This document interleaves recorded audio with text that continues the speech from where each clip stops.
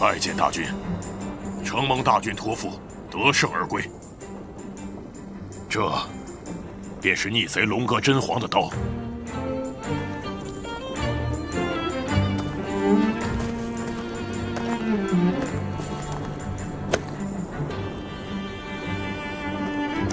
凯旋归来的英雄，你才是今天的主人。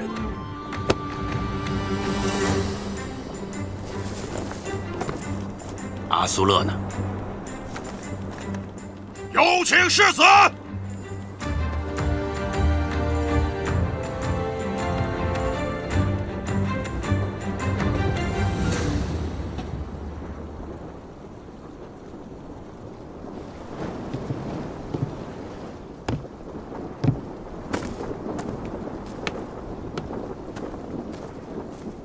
大君，他可能在战场上受到了惊吓，还没恢复过来。会被战场吓着的孩子，那是懦夫。你认识我吗？我是你阿爸，青阳的大军。你不是我阿爸，我是真言的阿苏勒，是龙哥真皇的儿子。哼，看来真是给吓着了。大君，嗯，大君，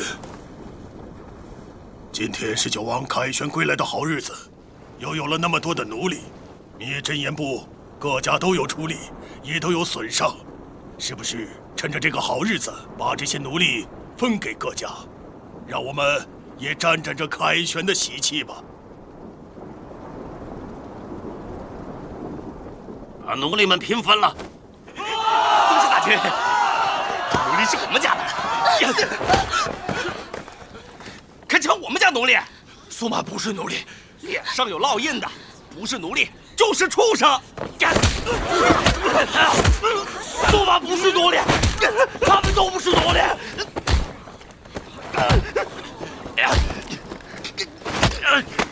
你把他给我拉开！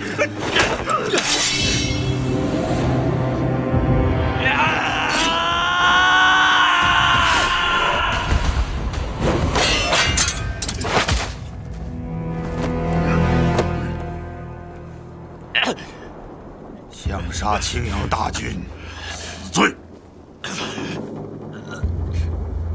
你这么做是想救那些奴隶吗？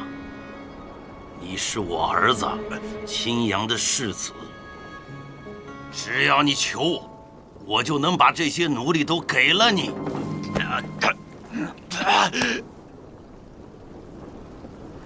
你心里就没有把我当你的阿爸，是吗？我是真言部的阿苏勒，是龙哥真皇的儿子。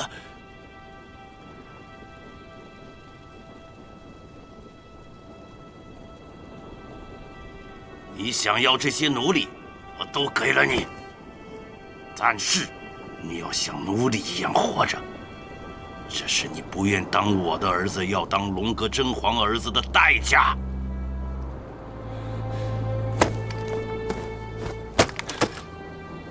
男儿腰间没有刀，你什么事都干不成，更别说你还想保护别人。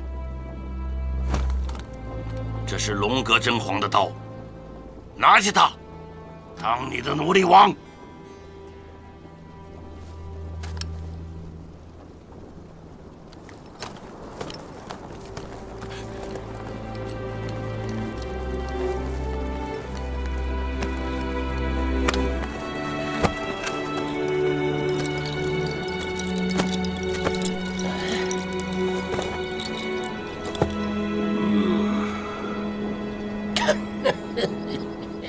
好样的，孩子！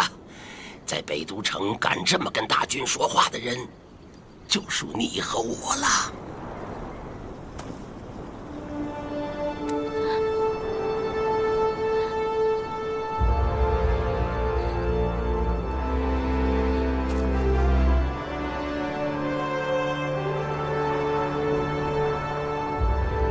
敬酒王，来敬酒啊！敬酒王！敬酒！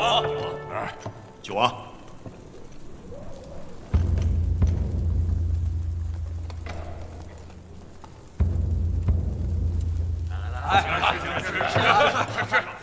大军，今日九王完成大业，凯旋而归。库里格大会的叛徒真言部也被肃清，真是我们庆阳部的大好日子。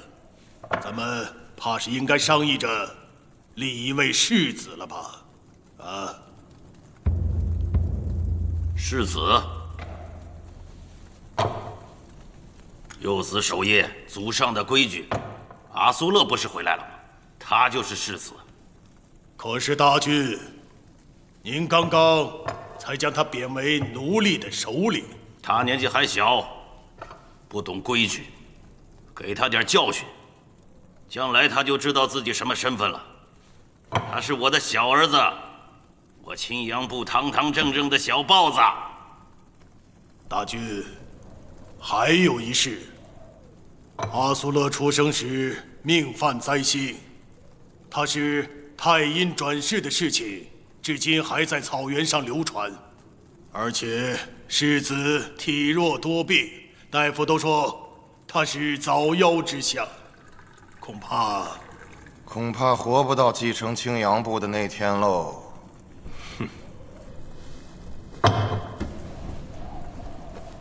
看来你们不是随便说说，今天是有备而来啊！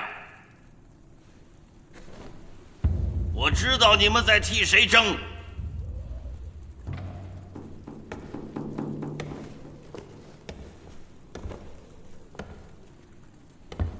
你们都希望自己支持的王子能够立为世子，将来执掌青阳部。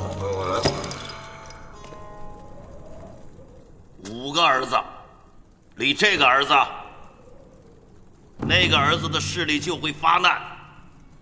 豹子们要是争斗起来，终究会成为秃鹫的食物。我再说一遍，祖上传下来的规矩，幼子守夜。阿苏勒有没有命执掌青阳部？盘达天神自会指引。他是我的小儿子，他就是世子。只要他活着，你们谁都别争。要想争，等他死。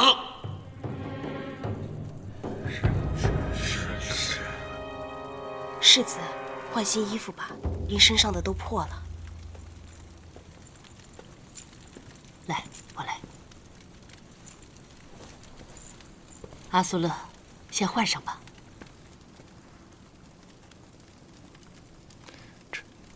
这是亲姐姐给我做的。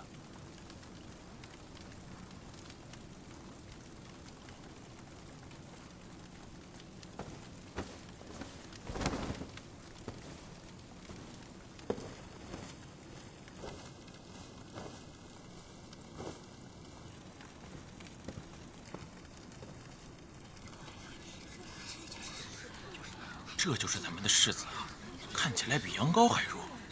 哎呀，他算是哪门子世子啊？他是灾星，他一出生啊，他身边的人都被咒死。你们胡说什么呢？赶紧走！哎，我告诉你们啊，他刚出生的时候就把他母亲害死了。哎，对，什么世子就是个灾星，以后看到他，离他远点。可不是嘛，谁沾边谁遭殃。就是，哎，还有啊，我告诉你，这个，你敢打我？你这个臭小家伙，不准动打我！你们闹够了没有？要不要我把大军给请来呀？啊！行了，走。我青阳部的图腾啊，是长着剑齿的豹子，在这北都城里，这个豹尾只有2个人可以戴。我，世子。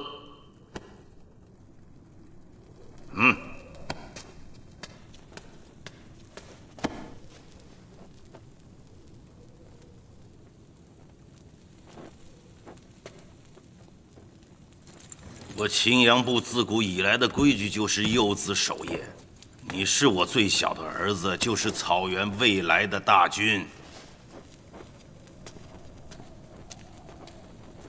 龙哥真皇有没有告诉过你，我为什么给你起名为阿苏勒？阿苏勒，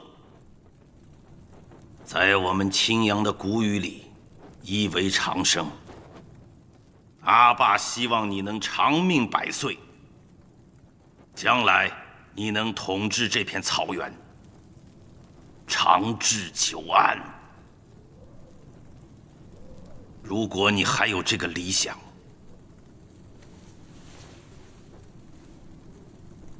不要拒绝权柄。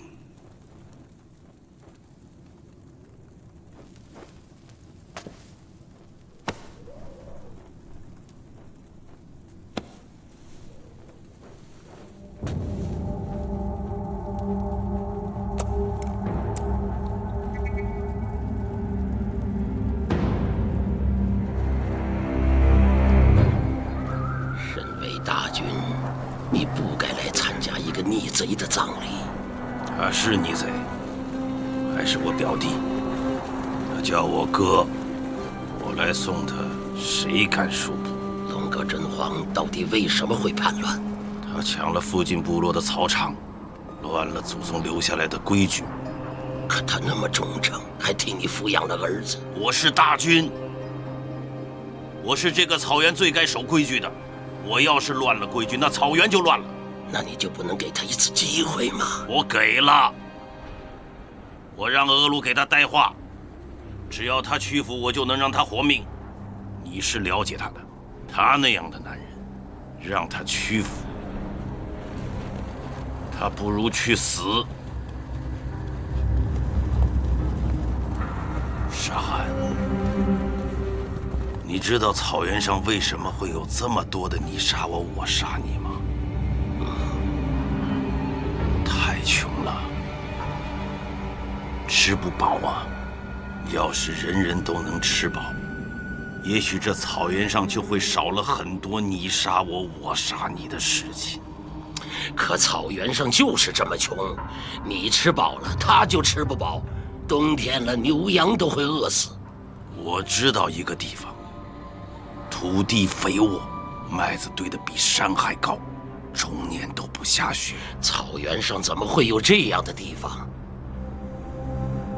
东路，可东路和我们隔着海呀。隔海怕什么？我们渡海过去。沙汗，你说我要能从东路搞来粮食，暂缓饥荒，那这草原上是不是会少了很多战争？我需要一个人替我去东路。沙汗，你是我最相信的朋友，也是草原上最聪明的人。我相信只有你才能说服那些狡猾的东路人。愿不愿意做我的使者，去东路？在北都城里，我还有一个放心不下的人。一个酒鬼死在雪地里都没人收尸的人，你还有放心不下的人？我担心的是阿苏勒，他分明没有做大军的命，却不得不背负着世子的头衔。你的好儿子们都已经开始惦记你的权柄了。我把世子的头衔给了他，今后看他自己的造化。他哥哥们都是豺狼，大军把羊羔扔到狼窝里，却说要看他自己的造化。羊要活命就要变成狼。这里是草原，可在草原上，要有战胜狼的本领。你挑2个勇敢的孩子给他做伴当，再找个名头响亮的武士给他当老师，这是我的条件。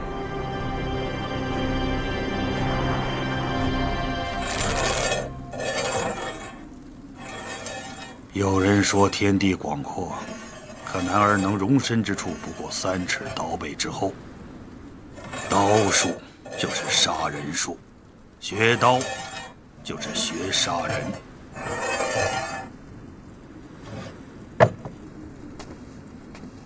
我想问问世子为何来学道？当时真言不被灭族的时候，要是我的手立起握起刀，那亲姐姐可能就不会死。你是为了救人而学道？是。铁岩、铁叶，从今天起，你们就是青阳世子的伴当，你们也要用你们的血来报答主子的恩情。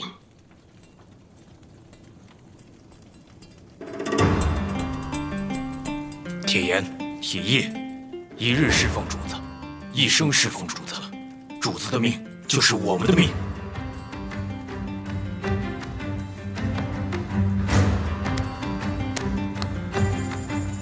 同生，同死。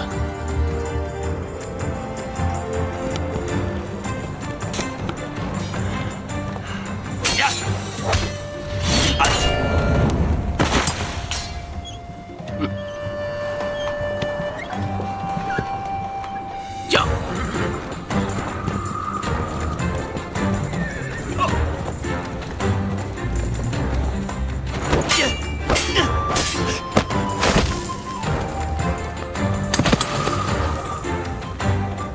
起来，站起来！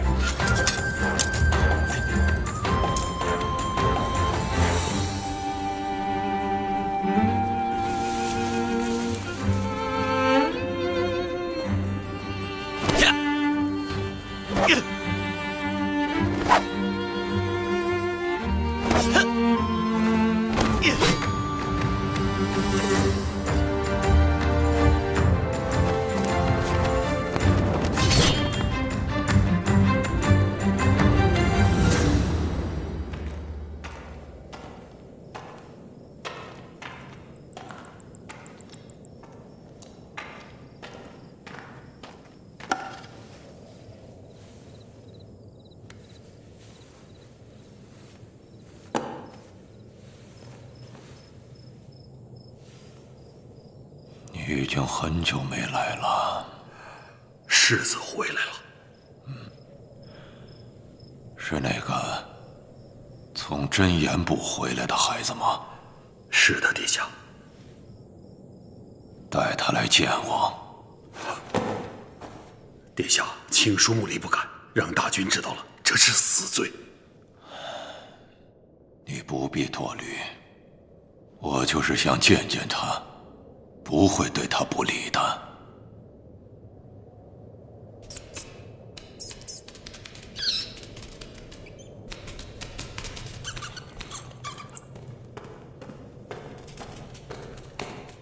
八呆，八呆，回来，回来！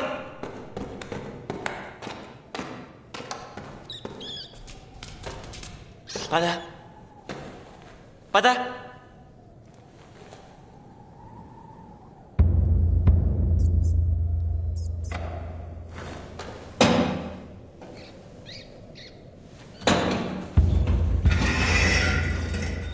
八呆，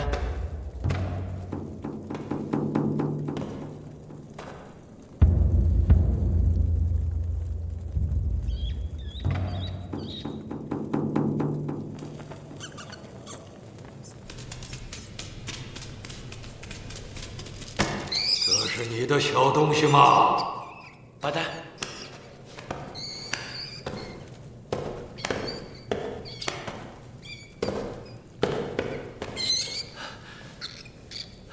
谢谢爷爷，他叫八呆，是我养的小飞鼠。你叫我爷爷？爷爷怎么会在这儿啊？我还从来没听说过北都城有这样的地方。这叫地牢，在北都城有很多这样的地方，这里关的都是犯过错的人。那爷爷您犯了什么错？我很多事得罪了大军。哦，对了，你到这里来见我，千万不能告诉大军呐。好。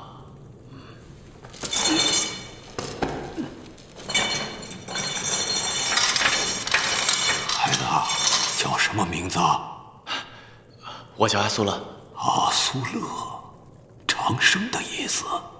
这个名字好啊！既然来了，坐会儿，给我多说会儿话啊。好。这么瘦弱的孩子，不应该生在帝王之家，在这虎狼之地，你是很难活下去的。他们所有人都是这么跟我说的。那你就不怕吗？我听人说我生下来就没有心跳，可能天生就是个死人，所以没什么好怕的。没有心跳的死人，有意思。不过，我听说穆离将军在教你刀术，那你学刀术做什么？我现在是真言部的头人，我学刀术是想保护他们。可刀是用来杀人的，不是用来救人的。穆离将军也是这么跟我说的。真是个奇怪的孩子。既然你怀着这样的心思，那我就有件礼物要送给你，它叫大劈之刀。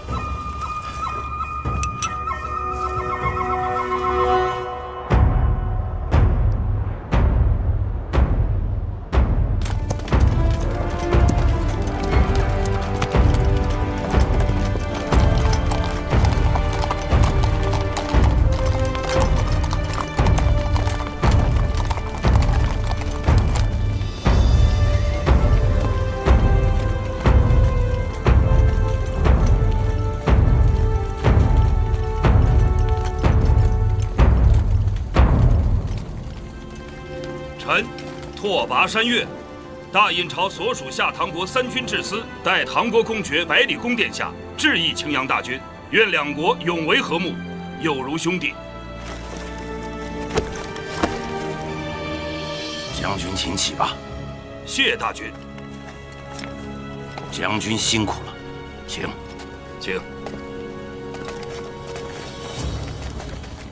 想吃的抓饭来喽，海娃。抓饭来了，来，好吃好吃。他们谈他们的国家大事，我们吃英氏夫人的羊肉抓饭。多吃点啊。一去这么长时间，一口好羊肉都没吃到过。怎么样，好吃吧？太好吃了。我听说啊，下唐国正用船运大批的粮食过来，足够咱北都人整个过冬了。那船粮食可不是下唐国的礼物。是我自己买的，啊！我把带出去的黄金花得干干净净。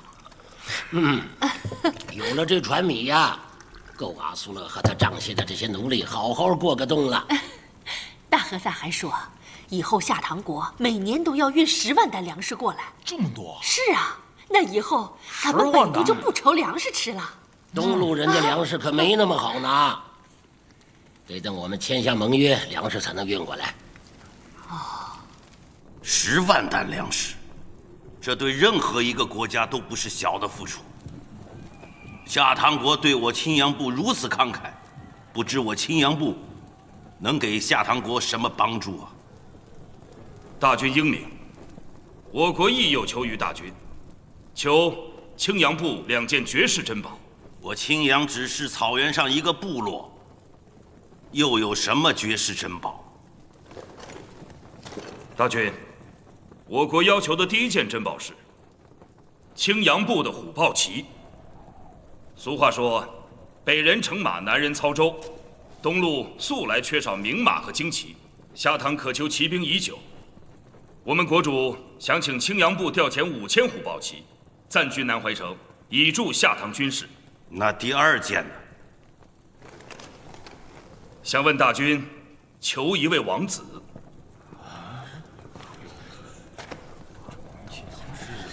我的儿子。魏正盟好，夏唐愿意把一位郡主嫁给青阳的一位王子，并请王子驾临敝国。敝国将教这位王子东路最完备的军政知识，将他培养成大军最出色的左右手。夏唐国的意思是我们兄弟当中有一人要去做人质，不是人质，是贵宾。我国国主还会把自己的独生爱女嫁给这位王子，也就是说，她将会是夏唐国唯一的驸马。待学成之后，夏唐国愿以黄金1000斤、鱼鳞钢10万斤、大船50艘作为嫁妆，送郡主夫妇返回北都。我们国主相信，有这位王子在，盟约定能维系100年。对了，大和尚，我听说他们夏唐国要把他们的公主嫁给咱们的王子呢。不是公主，是郡主。听起来啊，还挺般配的。我也要娶一个。你呀算了吧。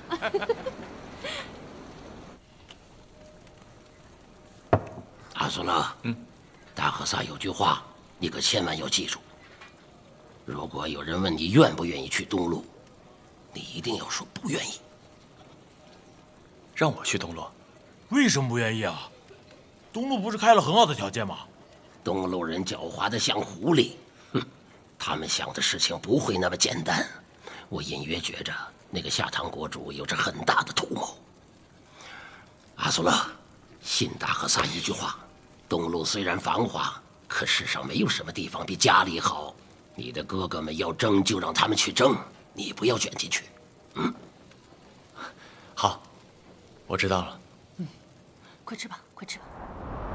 拓跋将军，我的4个儿子都不情愿去东路，不如我把选择的权利交给将军。将军心中可有合适的人选？我此来，既要找草原上的龙种，又要为郡主寻觅佳偶，两者都不可偏废。仓促间，很难做出决断。那就多住几日，好好为你们的郡主择婿。谢大君恩典。微臣还有一事请问。人人皆知，大君有5个儿子，为何年纪最小，也是最尊贵的那位世子一直没有露面？是说世子并非可选之人吗？我说过了，选择的权利交给将军。不过世子阿苏勒身体孱弱，才智武功都比不上他那几位哥哥，我恐怕将军会失望。这样，再过几日，兽群会路过我北都城，是狩猎的好日子。我请将军与我们一起去火雷原狩猎。到了那里，或许将军能看到，谁是我们青阳部未来的雄鹰。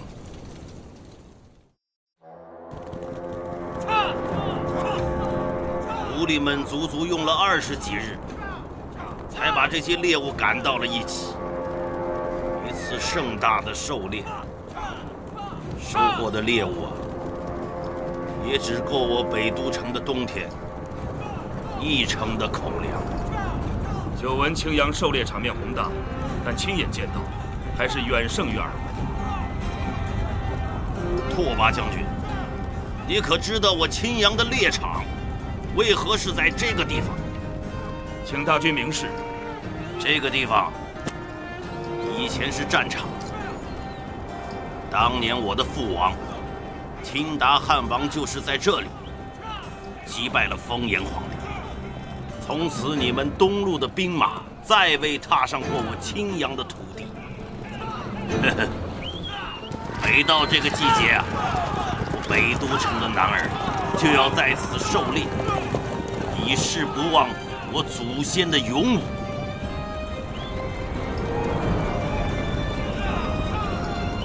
击鼓传令，就地扎营。是。走。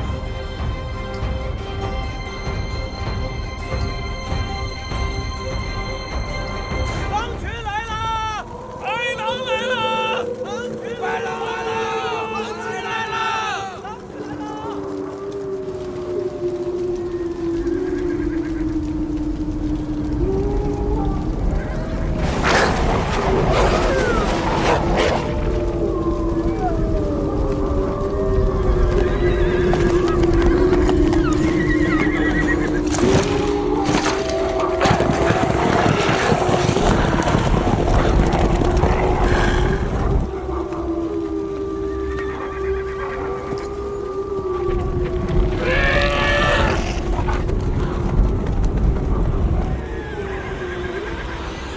进！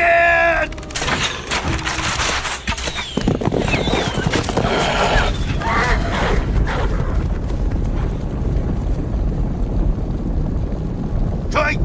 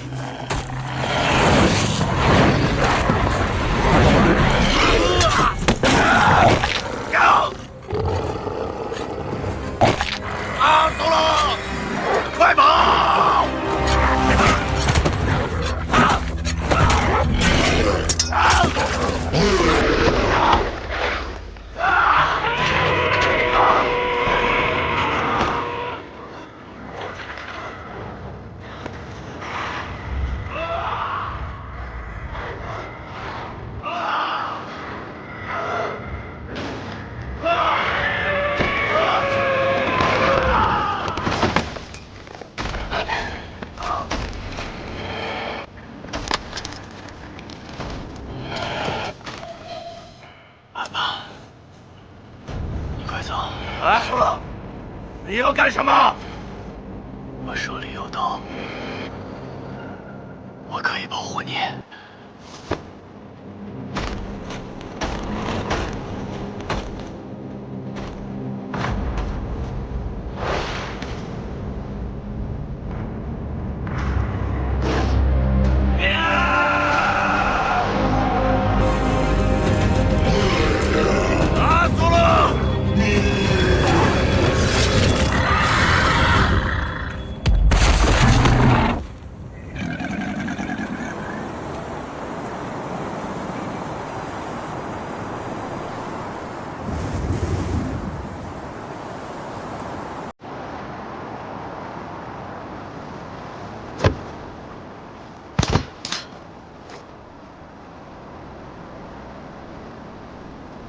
开城门！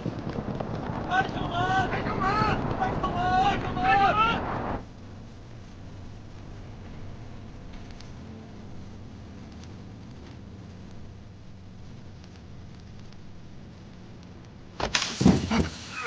按住！按住！按住！按住！按住！按住！按住！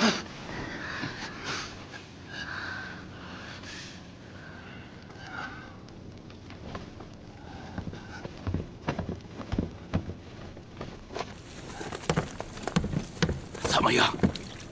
大权，世子的病，只怕是血绝。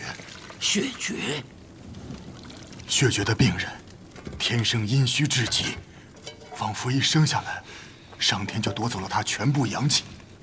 一个只凭阴气支撑的人，恕我直言，就无可以说，他一生下来就是个死者。请你救救我的儿子，你若能治好他的病，只要我青阳部有的，任你所举。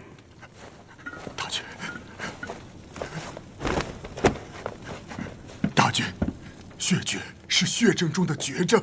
医书上曾经记载，浮生不过刹那，命归万古清尘。这病无论走遍天下，无人可治，无药可医。陆子瑜愧对大军的信任，就此告辞。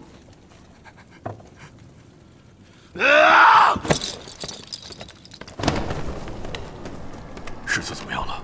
传我的令，谁要能治好阿苏勒，外族人，我赏他黄金100斤，封他2000户奴隶；青阳部的人，我许他开辟自己的草场，当一部之主。是。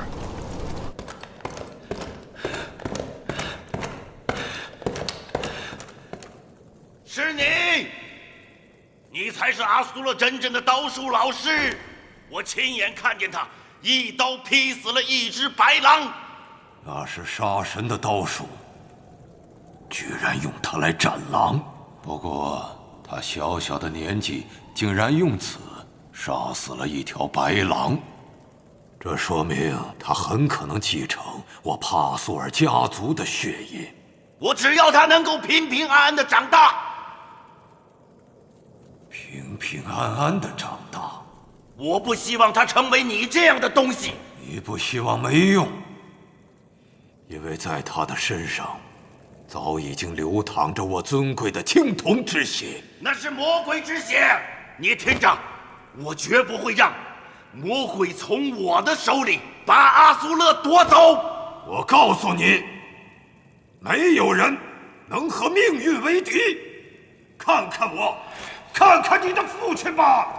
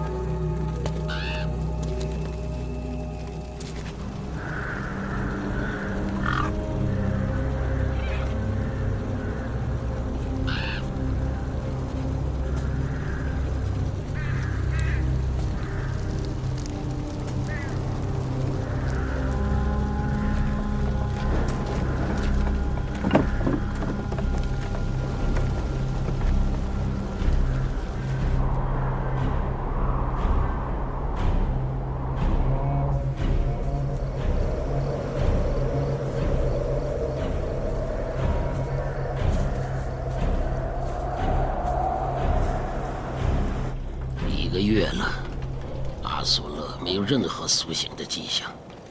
萨满的秘术也不过是暂时延长他的寿命，我能做的也就这么多了。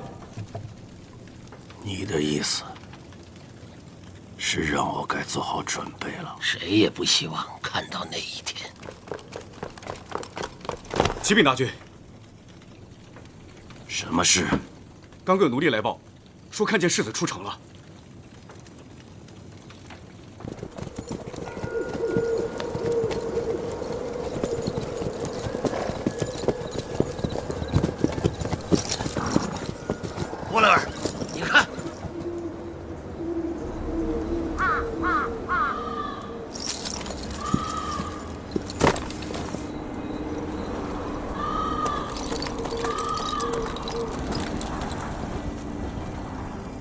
有幸能见到草原上的主人。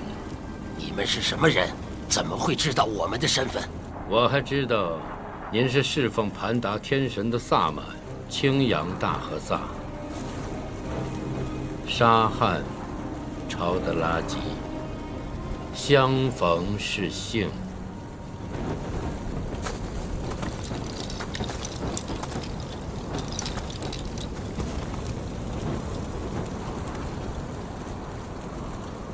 我们是方外之人，世子的病情应该有办法可治。血绝之症靠草药也无法医治。你知道血绝之症？血绝之症确实是绝症，但世子看起来只是像是血绝之症而已。大军不必担忧。那你说，他究竟得的什么病？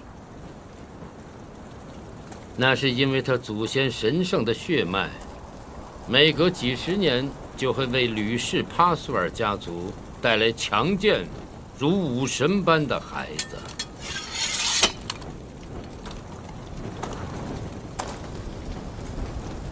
这是我们家族的秘密。这世间的秘密到最后永远都不是秘密。当然，我也是偶然知道的。世子眼下的状况，就是因为他继承了那强大的血统而又不完整。如果让一个孩子非要继承一个强大的血统，那只会危及自身。我倒有一个办法，可以救世子一命，但不得不压制这世子身体里那强劲的血脉。你要是能治好他的病，要多少钱我都给你。你都准备好了吗？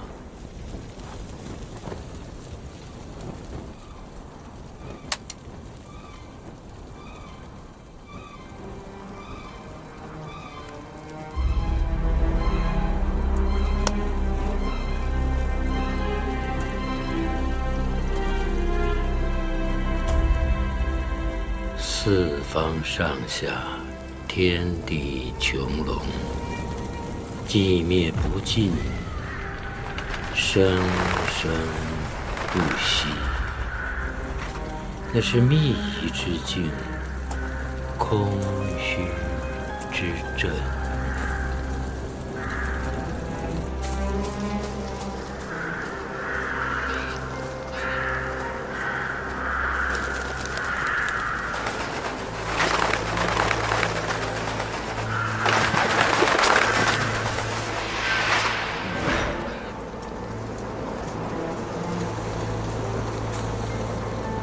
那是秘仪之境，空虚之阵，无上下左右前后，没有时间的变化，大地一望无际。这样的境对于人类来说，你再怎么奔跑，也没有边缘。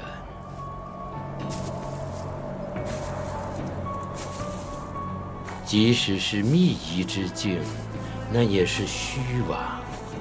它只要不侵入你的心，便杀不死你。总有一天，你会遇见这样的事。到时候能救你的只有你的心和刀。心如石镜，刀如虎踞，二者皆不可轻动。你需要我救你于毁灭否？你可要我救你于毁灭否？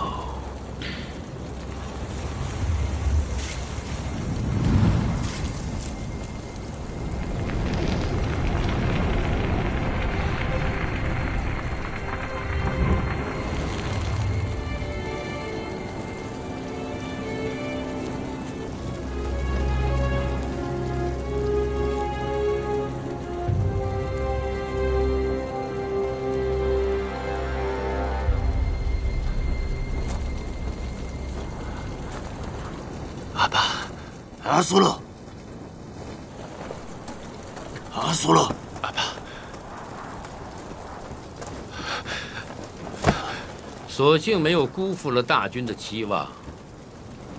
只不过这种秘术只能暂时压制住世子心中那强大的血脉。我想告诉你的是，24岁仍然是他的大劫。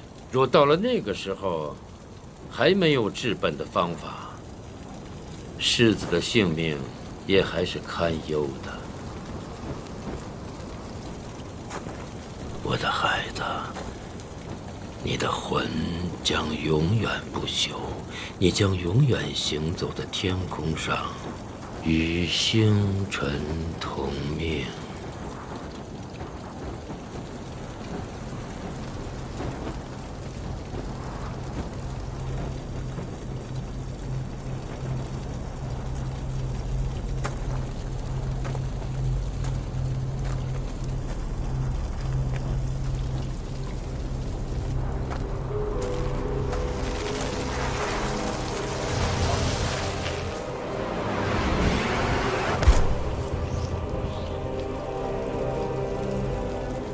我的代价就是我学生的生命。我这么做并非对大军有所求，而是和世子有缘。愿大军福寿连绵，永镇草原。告辞了。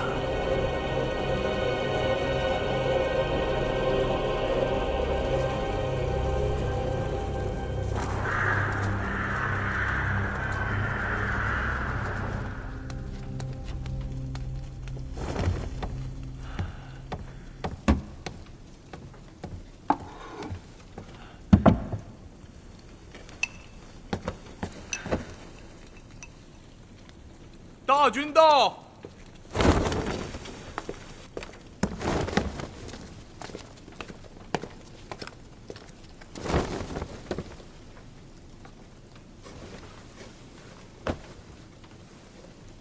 阿爸，醒了就好。觉得怎么样？感觉好像做了场梦。昏迷了足足1个月，阿爸都快无望了。好在盘达天神把你又还给了阿爸。在你还没有出生的时候啊，阿爸希望你是一个英武不凡之人，因为只有这样的人才能接掌青阳部。可当阿爸看到你的时候，阿爸高兴的是，你长得像你阿妈。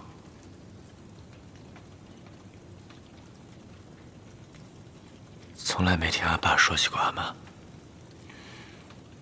你要记住啊，心里头你最想着谁，千万不要告诉别人，那会是你的弱点。软肋。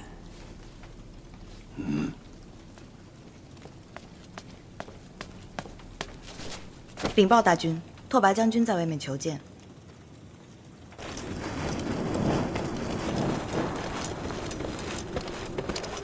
拓跋将军，大军，有什么事吗？请代表我国国主求青阳部世子为结盟之宾。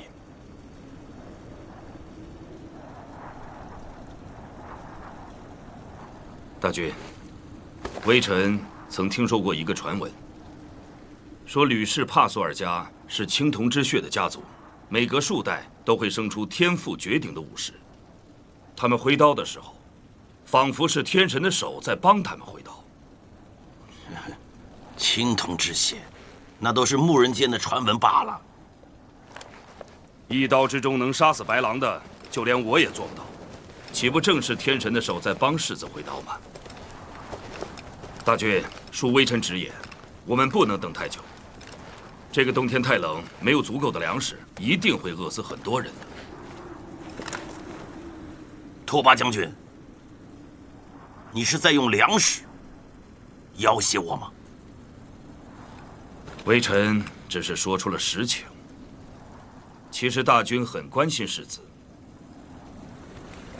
大军，夏唐愿倾一国之力培养世子，世子跟夏唐结亲，就是背靠南北2大强国。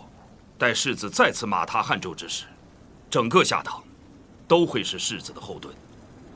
多勒尔，大军这事儿不能答应啊！阿苏勒的身体怎么能去当质子呢？这不关你事。阿苏勒是世子，世子是未来的大军。下唐国离北都城千里之遥，阿苏勒的身体刚有好转，你要让他死在路上吗？沙汗，我答应过拓跋将军，他选中谁就是谁。我说的话能改吗？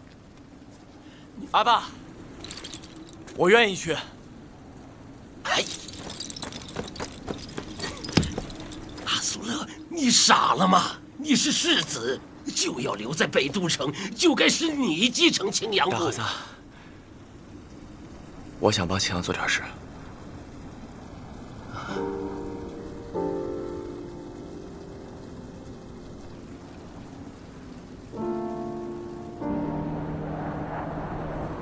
当年我和你表叔龙哥真皇，经常来这儿钓鱼。他钓鱼的本事比我强，收获总是比我多。我知道阿爸每年都会来这里祭拜，可还是阿爸灭了真言部。有些事啊，现在跟你讲，你也不会懂。等你自己经历的事情多了，自然就明白了。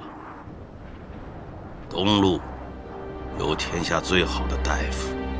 是，阿爸。我听说东路有种秘术，专用人的名字起咒。到了东路，阿苏勒的名字就不要用了。我给你起了一个东路名字，吕归尘。万物归尘，概莫能外。吕归尘，儿子记住了。这一走，不知道我们什么时候还能再见。没什么想对我说的，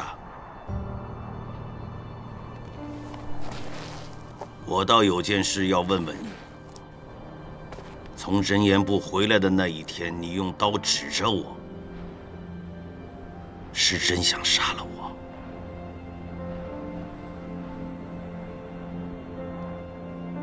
是。如果我不那么做，我对不起真言阿爸。傻孩子，对得起自己就好了。这世上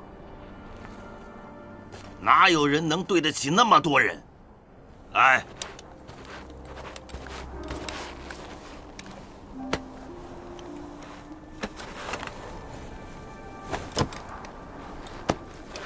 我给你那把隐月做了一把新刀鞘，我是要你记住，刀术虽是杀人术，可刀鞘是人心。有刀鞘的刀，才能保持锋利。谢谢阿爸。男人的告别，这样就可以了。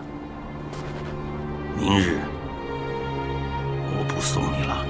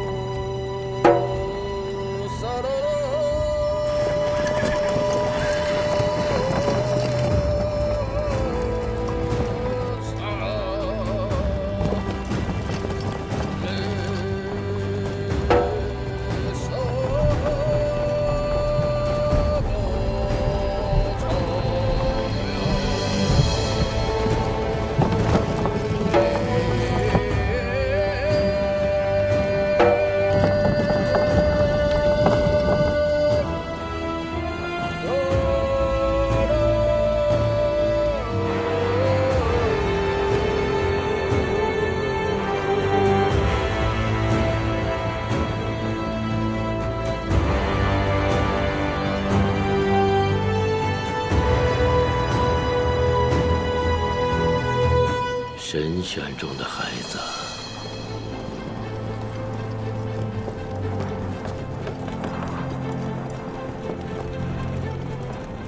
我们还会相逢的。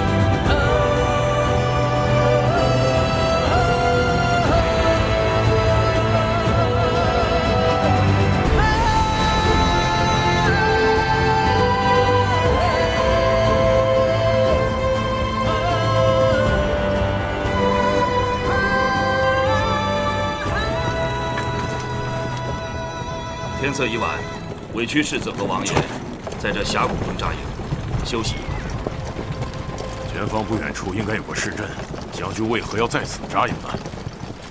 实不相瞒，前方就是毕国和黎国的边境。夏唐和黎国常年在边境交锋，黎国的游击军队偶尔出没，横行劫掠。世子身份贵重，恐有差池，是以不敢居住在镇上，以防黎国人偷袭。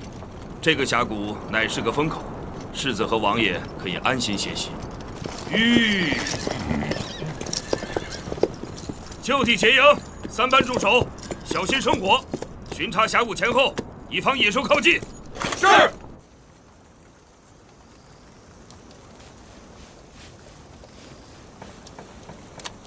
这是路过上个镇子的时候，我让铁爷专门去买的。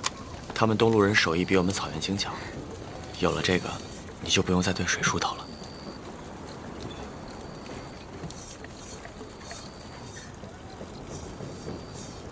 苏曼，有没有人跟你说，你是我们草原最好看的姑娘？反正丹湖告诉我，说虽然我是世子，可我的帐篷里边，他没有一样能看上的东西，除了你。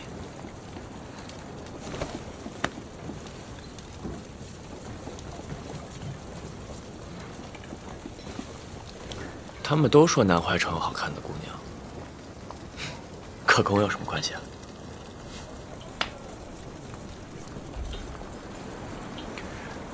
郡主好不好看跟我也没关系，我这身子结亲了，不就害了郡主吗？我当时就应该让阿爸给我一群羊，我骑着马带着羊群去没人的地方生活。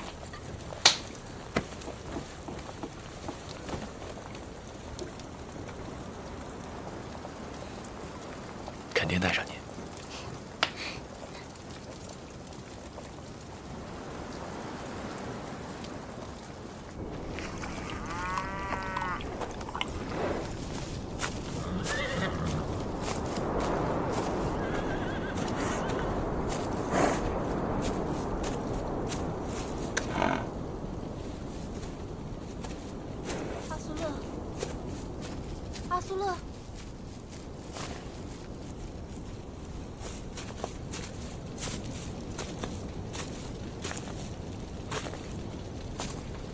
苏满。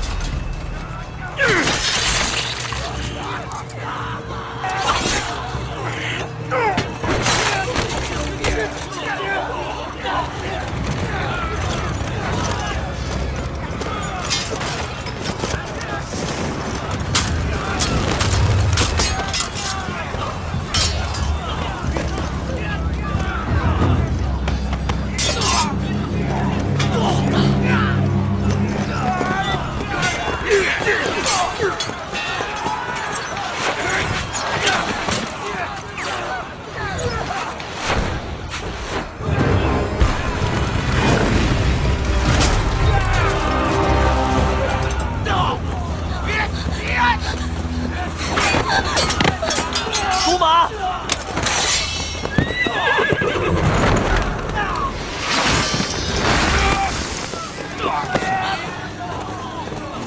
你没事吧？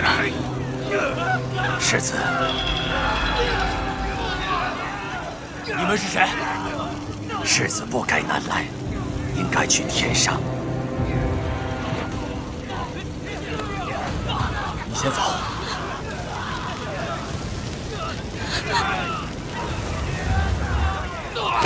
呀！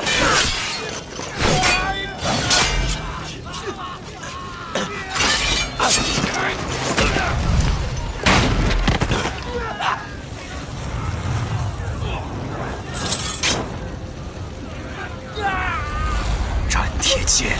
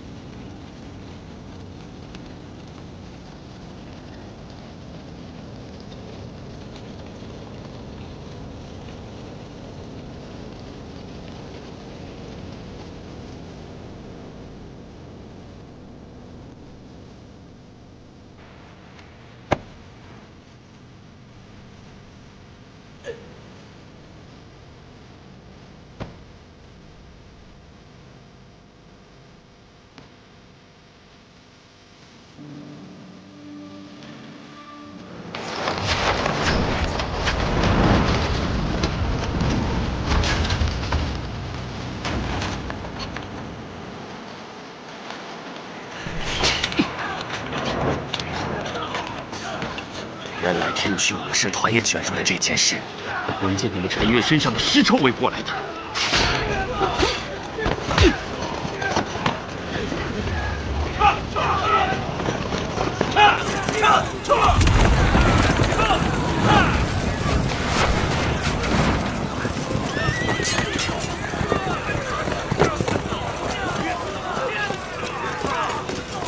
世子，把世子带走。世子，世子，